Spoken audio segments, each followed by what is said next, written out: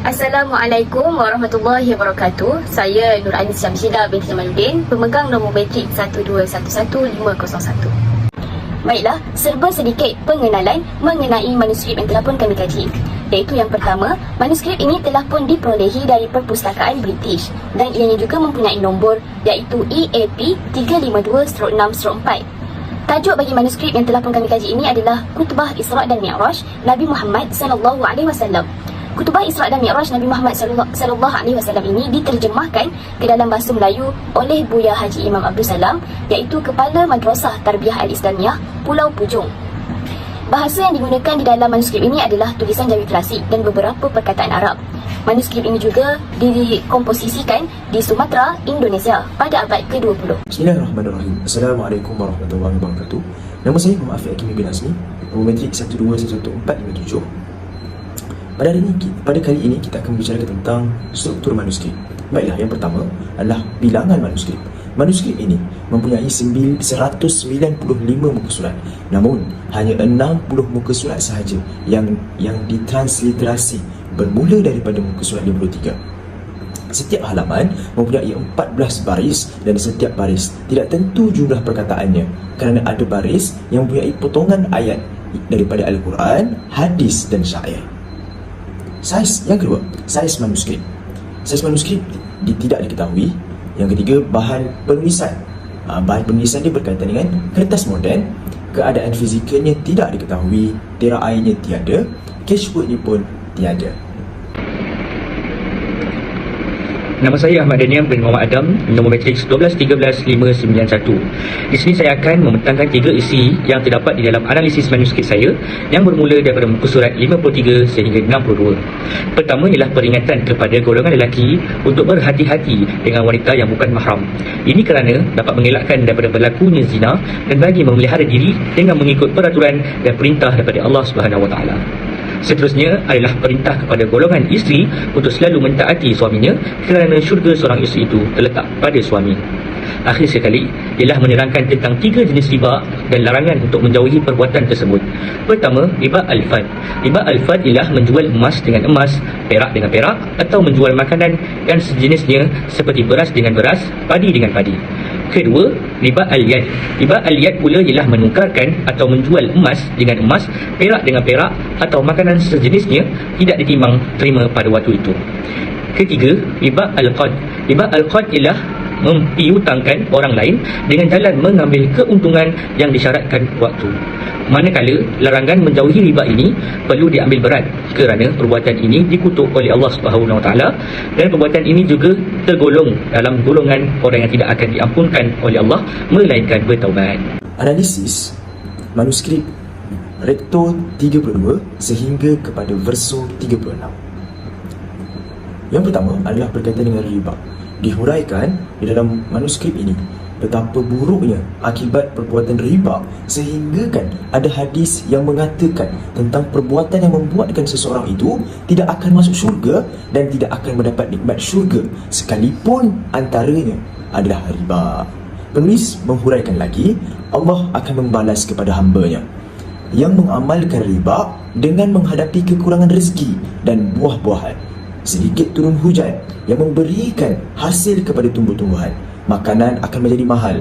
Berperang akan kepada sesama kita. Banyak bala dan azab akhirat. Menjadi seperti orang gila yang berbangkit dari kuburnya dan tidak berkuasa meniti jalan yang lurus. Seterusnya adalah orang yang diberi kepercayaan oleh orang lain. Ada satu kisah yang diceritakan oleh Nabi SAW di dalam manuskrip ini. Ketika mana Nabi sedang dalam Isra' dan Mi'raj, Nabi melihat ada orang yang mengumpulkan kayu walaupun ia tidak mampu membawa kayu itu. Namun ia tetap menambah lagi bilangan kayu tersebut. Inilah kata Jibril, golongan yang dipercayai oleh orang ramai untuk menggalas tanggungjawab ke atas mereka. Lalu dia mengambil tanggungjawab itu tetapi dia mengkhianatinya. Pada akhirnya, kepercayaan yang telah diberikan oleh orang ramai itu akan disia-siakan begitu sahaja. Yang ketiga adalah orang yang tidak membuat apa yang mereka katakan. Golongan yang digunting bibir dan lidahnya berkali-kali. Dan Jibril menceritakan bahawa golongan ini ialah golongan yang petah berkata-kata akan kebaikan namun dia tidak melakukannya. Seterusnya, orang yang mengumpat. Nabi berjumpa, ketika mana Nabi berjalan, Nabi berjumpa dengan orang yang sedang menggaru-garu muka dan dirinya dengan kuku tembaga, dan Jibril mengatakan, itulah orang yang suka memakan daging saudaranya, iaitu mengumpat. Seterusnya,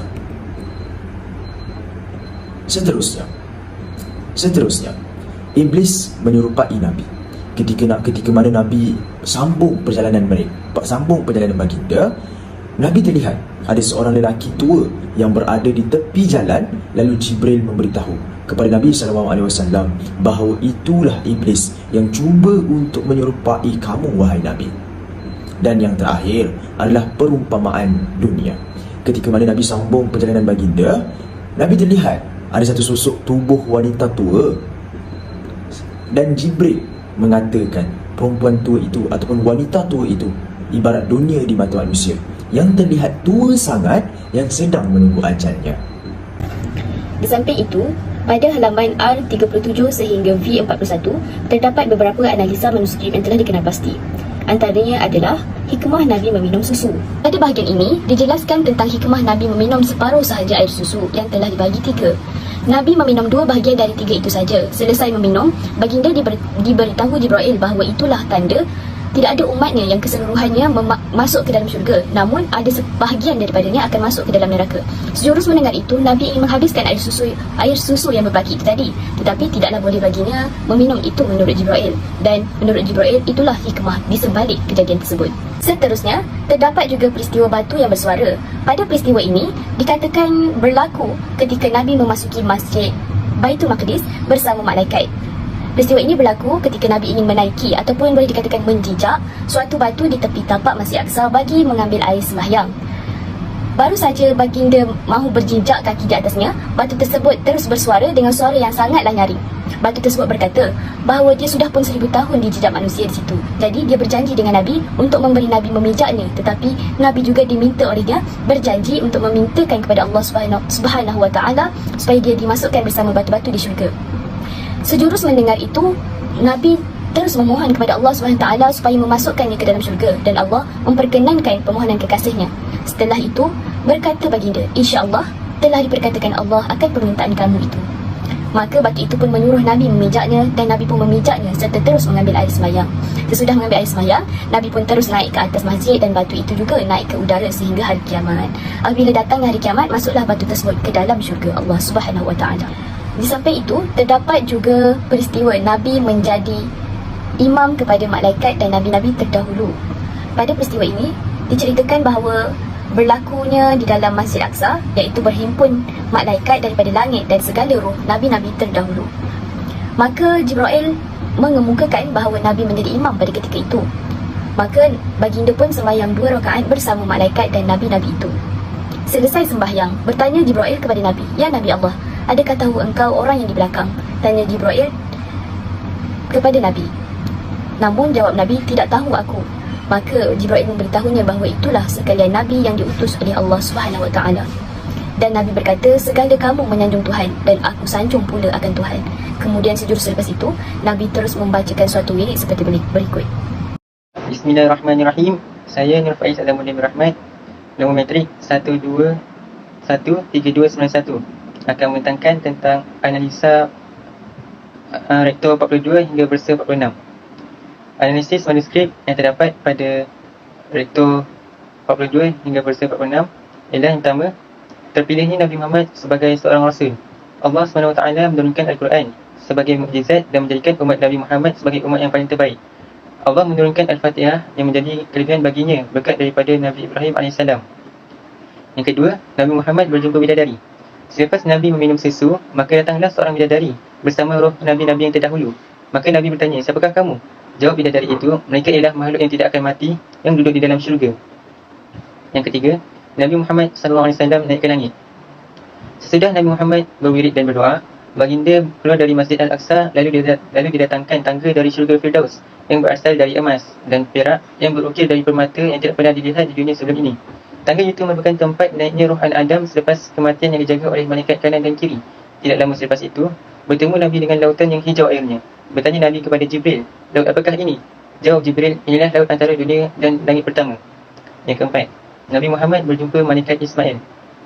Tidak lama selepas melalui lautan tersebut, sampailah mereka di langit pertama. Lalu Jibril menyeru malaikat Ismail supaya membuka pintu.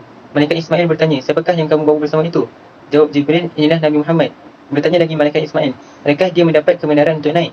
Maka Jibril menyatakan bahawa Nabi Muhammad mendapat keizinan untuk naik.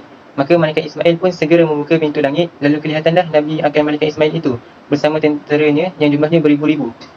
Maka bertanya malaikat Ismail kepada Jibril, siapakah si dia yang terlalu baik rupanya serta akhlaknya ini? Maka jawab Jibril, inilah Nabi Muhammad Rasulullah yang tersurat namanya di pintu langit. La ilaha illallah Muhammad Rasulullah. Maka melihat malaikat Ismail akan Nabi Muhammad sambil hairan kerana baginda amat manis wajahnya. Baginda memberi salam kepada malaikat Ismail. Lalu malaikat Ismail menyahuti salam Nabi dan mencium baginda seraya berkata, tidak pernah lagi kami melihat Nabi lain yang mendapat kurnia yang seperti ini daripada zaman Adam hingga ke hari ini. Kemudian Nabi bertanya kepada Jibril, apakah namanya langit ini? Jibril berkata, inilah langit Rafi', tebalnya 500 tahun perjalanan. Yang kelima, tasbih yang didengari oleh Nabi Muhammad SAW. Maka malaikat Ismail mengucapkan tasbih, Subhani Kudus Rabbuna Rabbul Malaikati wa Ruh, Subhani Kudus Rabbul Arbab, Subhanal Aliyil A'la, Subhanal Azim Al-A'la Al-Azam. Lalu Nabi bertanya, berapa banyaknya saf malaikat? Jawab Jibril, Allah lebih mengetahui seperti dalam firman-Nya yang berbunyi, wa ma ya'lamu hududa rabbika illahu.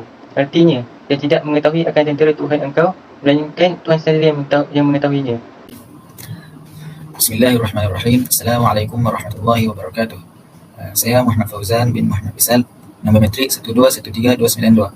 Saya akan meneruskan pembentangan dengan analisa dari R47 hingga V51, khutbah Isra dan Mi'raj Nabi Muhammad SAW. Jadi dari R47 hingga V51 menceritakan tentang perbuatan manusia di dunia dan balasan di akhirat. Orang yang baik serta saleh ditempatkan di Aliyin, iaitu nama syurga Aliyin. Manakala orang kafir ditempatkan di neraka Sijin. Kemudian orang yang tidak mengikut perintah Allah akan diikat dengan rantai dari api neraka. Ada juga yang duduk di atas dulang api, iaitu raja yang menganiaya rakyatnya. Manakala orang yang dipayungi dengan api ialah penghulu yang melebih-lebih dalam menghukum. Orang yang berdusta serta khianat dalam berjual beli dan membuat fitnah akan menjunjung api, dituangkan tembaga hancur ke dalam mulut dan disula dengan kayu berapi sehingga keluar nanah dan darah yang busuk dari mulutnya. Kemudian mereka akan menuangkan tembaga hancur dari api neraka ke dalam mulut orang yang memakan harta anak yatim. Mereka juga akan dimasukkan ke dalam neraka sa'ir. Seterusnya orang yang berbohong akan dituangkan api ke dalam mulutnya. Akhir sekali, perempuan yang menduakan suaminya dan membuang bayi akan digantung payudara yang mana di bawahnya terdapat api yang bernyala-nyala. Seterusnya, saya Asakina binti Bahrudin, nombor metrik 1201973. Saya akan membentangkan beberapa analisa manuskrip pada muka surat R52 hingga V56. Pertamanya ialah malaikat Jibril memberitahu tentang tanda-tanda orang yang lalai. Tanda orang yang lalai ialah orang yang meminum tuak, berjudi dan menyabung. Hal ini boleh menyebabkan mukanya menjadi hitam di akhirat. Seterusnya ialah sesaan sebagai manusia di neraka. Nabi melalui satu kawasan di mana di situ terdapat manusia diseksa dengan bibir digunting dengan menggunakan gunting besi. Malaikat Jibril memberitahu bahawa sesaan itu adalah untuk orang yang tidak mengamalkan perbuatan amar makruf nahi mungkar. Pada fasa seterusnya ialah Nabi melewati satu tempat di mana terdapat banyak wanita di situ dengan pelbagai jenis sesaan. Antaranya ialah wanita yang digantung rambutnya dan di bawahnya ialah api yang menyala-nyala. Malaikat Jibril memberitahu kepada Nabi bahawa wanita itu tidak menutup auratnya di hadapan bukan mahram semasa hidupnya di dunia. Selain itu, terdapat juga wanita-wanita yang diazab dengan lidahnya dipanjangkan sehingga 70 hasta panjangnya. Malaikat memberitahu bahawa azab itu adalah untuk wanita yang selalu menyakiti hati suaminya. Pada satu tempat yang lain, Nabi melihat terdapat wanita yang diazab dengan tergantung susunya. Lalu malaikat Jibril memberitahu bahawa wanita tersebut diazab kerana semasa hayatnya di dunia dia menyusukan anak orang lain tanpa izin suaminya. Seterusnya ialah Nabi melihat satu sesaan terhadap wanita, iaitu dengan kedua kakinya tergantung. Nabi bertanya kepada malaikat Jibril, apakah dosanya sehingga diazab sebegitu? Malaikat Jibril menjawab bahawa dosa wanita tersebut di dunia ialah keluar rumah tanpa izin suaminya. Pada perbincangan seterusnya ialah Nabi melihat malaikat Munkar dan Nakir duduk di atas kursi dengan matanya seperti api yang menyala-nyala, suaranya seperti halilintar, nafasnya seperti angin deras dan taufan, serta terdapat cemeti di sisinya. Cemeti malaikat Munkar dan Nakir daripada api 80 cabang. Tugas malaikat Munkar dan Nakir ialah menyoal mayat dalam kubur. Jika dijawab dengan betul, maka terlepaslah daripada pukulan azab malaikat Munkar dan Nakir. Seterusnya, analisa teks Jawi dengan Jawi moden. Antara perkataan Jawi lama yang terdapat dalam manuskrip ini ialah perkataan dan, maka, tuan, haram, hamba, sampai, pula. Seterusnya, analisa tulisan Arab kepada Melayu.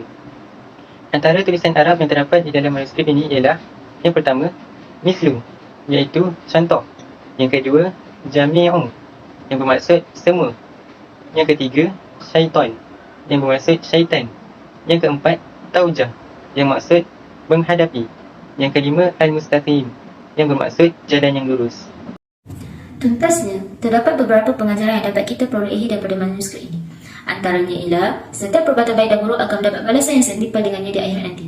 Sebagaimana yang didedahkan kepada Nabi Muhammad SAW dalam peristiwa tersebut seperti, sesiapa yang memakan riba, di akhirat dia akan dibangkitkan daripada kubur seperti dirasuli syaitan.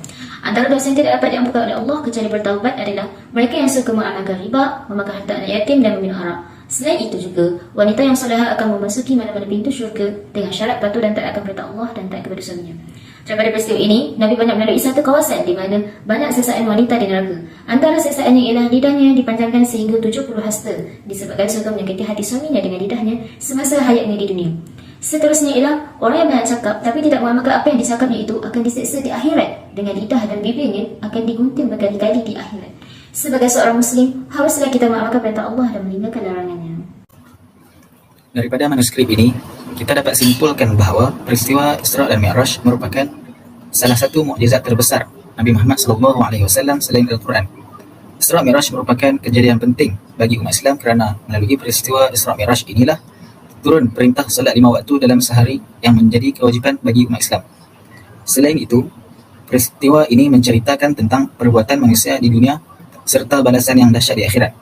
Oleh itu, usahlah terpesona dengan fata morgana keindahan dunia yang sementara sehingga kita tersasar memilih jalan yang tidak diredai Allah Subhanahu wa taala. Sekian, wabillahi taufiq wal hidayah. Assalamualaikum warahmatullahi wabarakatuh.